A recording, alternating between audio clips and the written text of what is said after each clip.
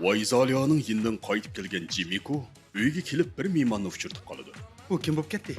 Kompyuter mayiri. Nima qilib beralaydi-ki u? Ko'ku ko'ngjallar aylamdiki, shijiga vaygo yasab berdiki.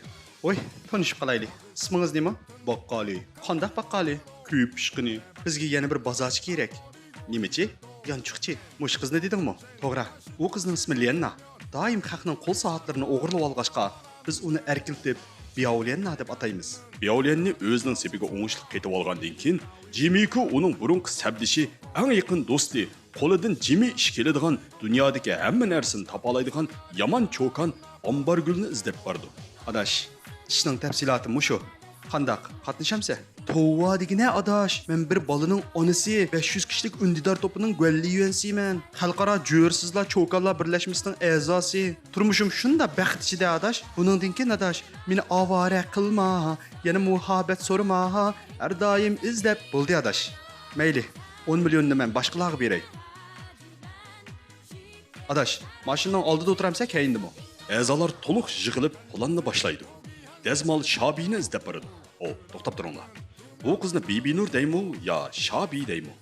Chunki tunigim bir qiz maxsus xat yozib, bu dunyoda men birla Bibinur bor tursam, bundoq desingiz mening ko'nglimga kelmamdi dedi.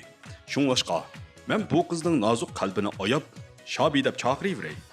Okay, kinorimizga qaytib kelaylik. Dazmol Shabining qallasini yuyish orqali uningga qimmat baholiq zanjirni taqozmoqchi bo'ladi. Jinim, men bek samirib ketibdim-a. Qandaq qilaman? Voy jinim, naringiz semiz sizning. Iskelet siz, iskelet. Gutu. Yana bir kun tamoq yemisingiz, qiltiriqli bo'lasiz-ki.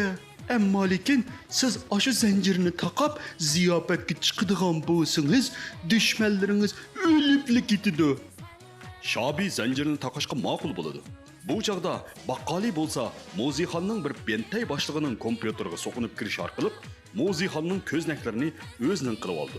Ambargul bilan Biyovlen bo'lsa, faoliyat uyushtiruvchi shirkatga so'qinib kirib, ko'pchilikni axborot bilan har vaqt ta'minlab turdi. Hamma ishlar plangidek bo'lib, ziyofat kunimi oxiri yetib keladi.